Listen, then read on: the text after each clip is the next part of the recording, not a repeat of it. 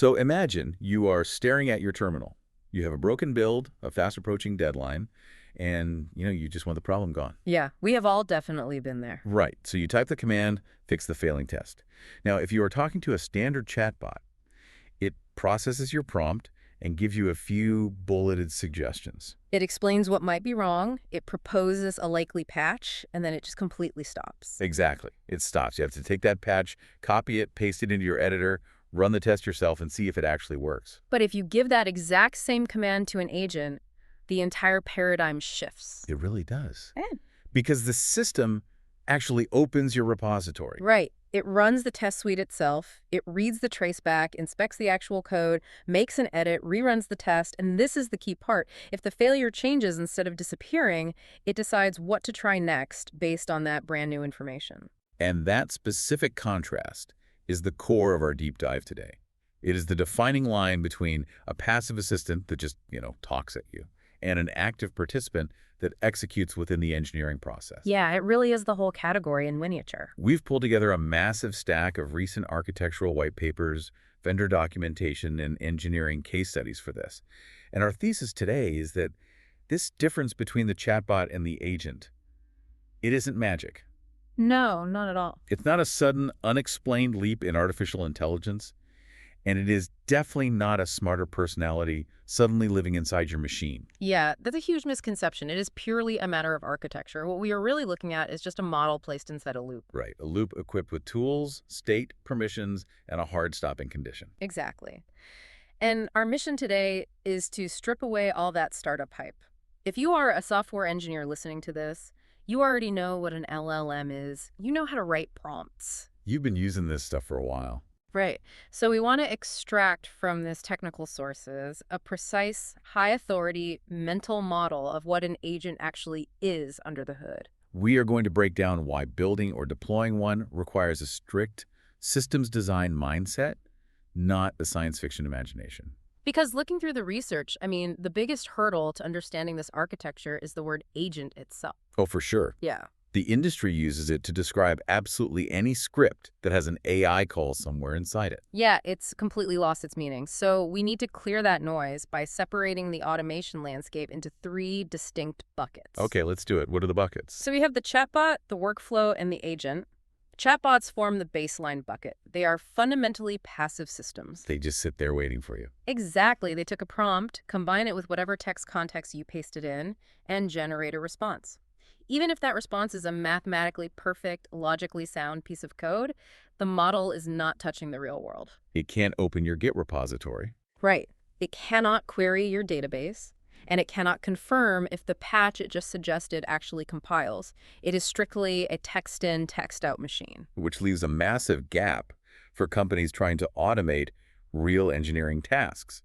Because if a chatbot is completely passive, how do teams build reliable automation without jumping straight into the Wild West of unpredictable agents? And that brings up the middle bucket, which is the workflow. Right. A workflow can look incredibly sophisticated, but it operates on a fixed sequence of steps. Think of an automated support pipeline, for example. Okay, lay that out. Step 1, an LLM classifies the incoming email. Step 2, a Python script extracts the customer ID. Step 3, another script looks up the order in the database.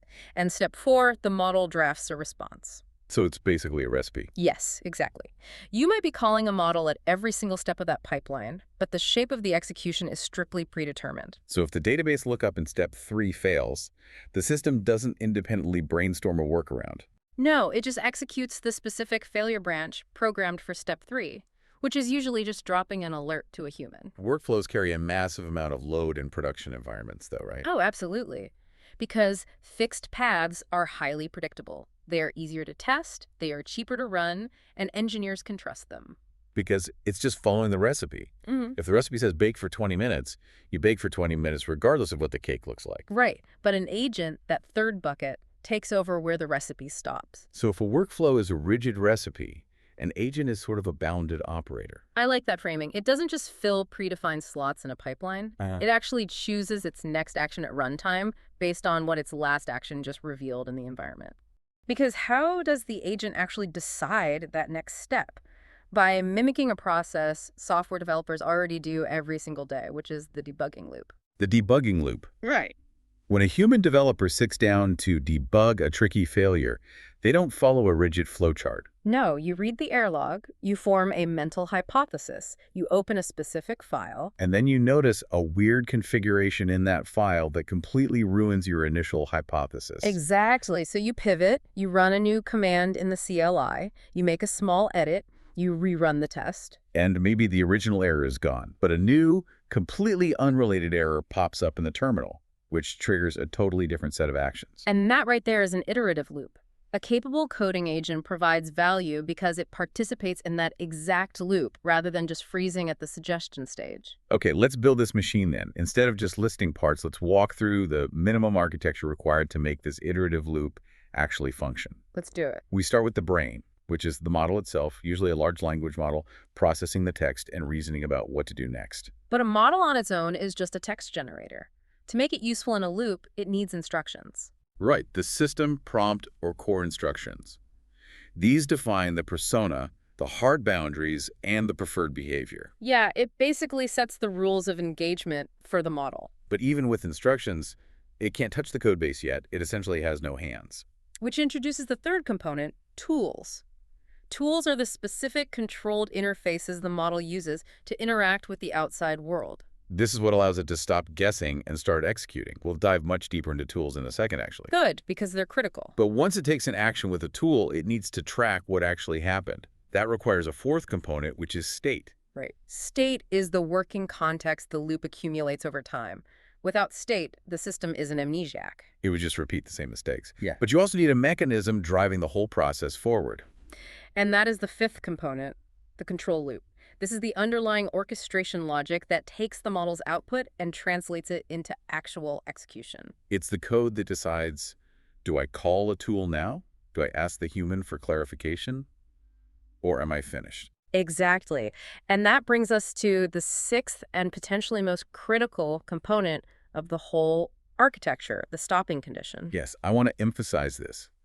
If you just set up a loop that says decide, act, observe, without a mathematically definable idea of done, you haven't built an agent. No, you definitely haven't. You have built a machine for burning tokens and mutating your code base into oblivion. That's a great way to put it. A stopping condition is what prevents an infinite loop of trial and error. It has to know when to quit. The system must have a verifiable way to know it has achieved the goal. Or it needs a hard limit, like a maximum number of steps, or a token budget threshold where it pauses and just admits defeat. I want to circle back to tools and state, because those two components feel like the bridge between a neat parlor trick and a production-ready engineering system. They absolutely are. Let's look at tools first. The sources highlight how tools shift the paradigm from pure guessing to partial verification. Yeah, so if a standard model is trying to fix a bug in a chat window, it essentially has to guess what the traceback says based on your vague description. Right, or it has to hallucinate the surrounding code based on whatever snippet you happen to paste in. Exactly. But give it a tool that reads files, and suddenly it is looking at the actual source code. Give it a tool that executes tests, and it can verify its own work. A massive fraction of what people call better reasoning in newer AI systems is actually just better access to objective evidence through tools. That is a crucial point. It's not necessarily smarter, it just has the facts. This hit me really hard when I was reading the engineering case studies. I realized that when I am using a standard chat interface to debug a script, I am the control plane. You're doing all the heavy lifting. I am. I copy the traceback, I paste it into the chat, I read the LLM's output, I decide if it makes logical sense. And then you apply the patch to your IDE. Right. I run the test, I get a new error, and I manually paste it back into the chat. The model isn't doing the work. I am orchestrating the tools. The human is acting as the API. Yes, exactly. The agent architecture closes that loop. By exposing functions directly to the model, allowing it to parse a JSON payload or hit an API endpoint itself, the architecture removes all those constant manual handoffs. The model isn't a genius, it just has hands now. Right. But tools don't solve the correctness problem on their own. We have to look at how the system manages the information those tools return. Which brings us to the reality of state. And this is where I see the most confusion online. People casually use the word memory when talking about agents. Yeah, that's really misleading. The word memory implies a continuous human-like understanding of the past, which is fundamentally inaccurate here. So what is it then? State in an agent system is a working context. Think of it as a detective's murder board. Okay, I like that. It's a highly structured scratch pad. It tracks the tracebacks generated over the last 10 minutes. It logs which files have been modified. Oh, and it maintains a list of hypotheses that have already been proven false. Exactly, so the system doesn't try the exact same failing patch 3 times in a row. Okay, wait. I have to play devil's advocate here because I know software engineers are yelling this at their speakers right now. All right, let's hear it. If state is just working context, just a scratch pad, why overcomplicate things?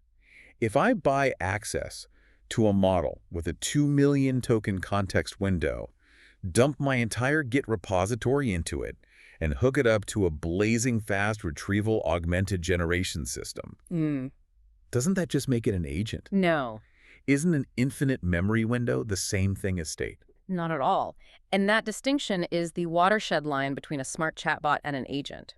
Dumping 2 million tokens into a context window makes the model incredibly well-informed about the repository. Right, it gives it a massive library to read from. But it does not make it agentic. Because it's still just reading passively? Because it lacks the active loop. Retrieval improves the data you feed into the model, but the defining feature of agency is the cycle of decide, act, and observe in real time. A massive context window doesn't change the fact that the system is frozen, waiting for you to tell it what to do next. Exactly. And ironically, treating a large context window as a substitute for proper state management is exactly what causes agents to fail in complex tasks. You're talking about agent drift. We saw so many examples of this in the notes. Yes, agent drift is the classic symptom of poor state management. What does that actually look like in practice? You give a system a complex refactoring task. 20 minutes later, it is reading the exact same 3 files it read at the beginning. Oh, wow. It completely forgets a hard constraint you gave it in the initial prompt. It applies a patch that made sense 15 steps ago, completely ignoring the fact that the repository has been mutated 3 times since then. Going back to your metaphor, it's like the murder board got wiped clean, so the detective is starting the investigation from scratch without realizing it. Or the string connecting the clues got totally tangled.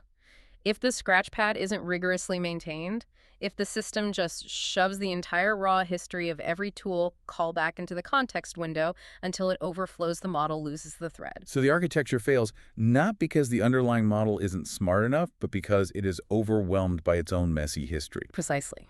So if we manage to build a system that can actively loop, mutate state coherently on a scratch pad, and execute tools, we run into a massive, terrifying problem. The blast radius. Yeah. How do we keep it from destroying the production database? Because a passive chatbot gives you a bad SQL query, and, that's annoying. But an agent executes a bad SQL query, drops a table, and causes a major incident at machine speed. Exactly. This is where the engineering seriousness separates production systems from tech demos. We have to talk about boundaries. Before we get to permissions, we actually need to address a common misconception about how these systems avoid making mistakes. People often assume an agent behaves safely because it writes out a massive, detailed plan before it does anything. Which sounds exactly like the fixed workflow recipe we discussed in bucket number 2. Right. And while course planning is a helpful implementation feature, it breaks down a messy goal into readable checkpoints for the user, it is not what makes an agent effective or safe. So what does? Most robust systems might generate a high-level plan, but they immediately drop into a tight reactive loop. Observe the state, take one small action, reassess the environment. So the critical operational question isn't whether it wrote a beautiful plan. The question is, what constraints govern that next small action? Exactly. And those constraints, the permissions, are really the core product. How do we build sandboxes that actually work then? You start by enforcing the principle of least privilege, just like you would with a human contractor. Right. Does this agent strictly need write access to the main branch? Or can it operate with read-only access while it explores the repository? Exactly. Read only until the loop proves it actually understands the bug. And when it needs to execute code, where does that happen? Because a secure architecture doesn't let the model run arbitrary shell commands on your local machine. No, that would be a disaster. It provisions a strict, isolated environment, a Docker container, or a remote ephemeral sandbox where the system can compile code, run tests, and fail safely without taking down your local environment or accessing your personal files. We also saw a lot of emphasis on human-in-the-loop mechanics in the documentation. Human approval checkpoints are the ultimate boundary. If the agent wants to hit an external API, modify infrastructure, or merge a pull request, the architecture pauses the loop, pings the user, and waits for explicit approval before proceeding. The goal of an engineering tool is not maximum unchecked autonomy. Not at all. The goal is high-value action inside boundaries that match the stakes of the environment. That focus on objective reality ties directly into how we evaluate these systems. Because one of the most fascinating phenomena in the research notes is this trap of fake progress. Oh, this is a big one. Coding happens to be a phenomenally strong fit for agentic workflows because software engineering is built on fast, objective feedback. Right. A compiler doesn't care about the model's confidence. It either compiles or it doesn't. A type checker returns clear, undeniable errors.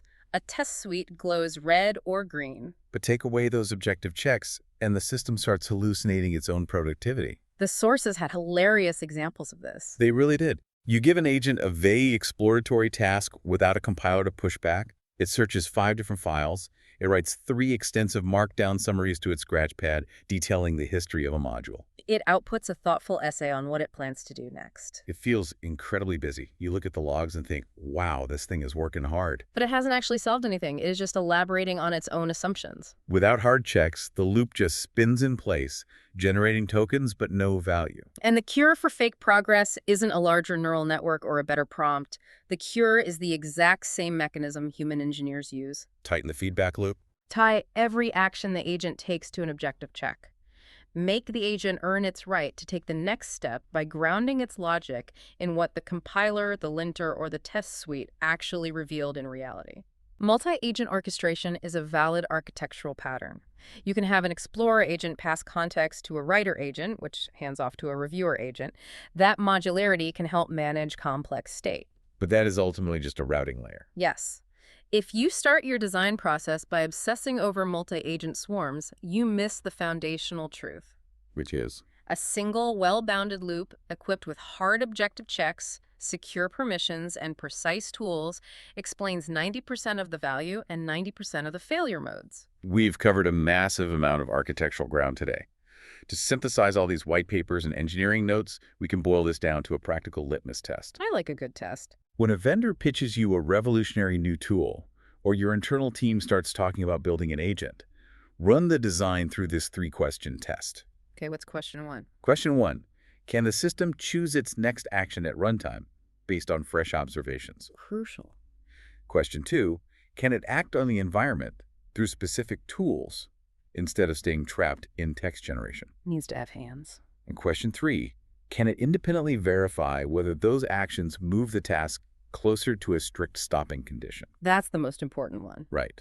If the answer to those is mostly no, you don't have an agent, you likely have a highly optimized chatbot or a workflow with a language model baked inside it. And that is the clean engineering takeaway.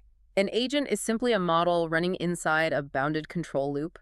The tools make it useful, the permissions make it safe to deploy, and the objective verification makes it trustworthy. Yeah. The deciding factor for a production system is never how smart the underlying model sounds in a chat window. No, it's not. The deciding factor is the loop it is permitted to run, the evidence it is forced to gather, and the hard checks it must pass before it is trusted to modify your code base. So the next time you drop into your terminal and type the command, fix the failing test, you will know exactly what is happening under the hood when the machine decides to run the code instead of just talking about it.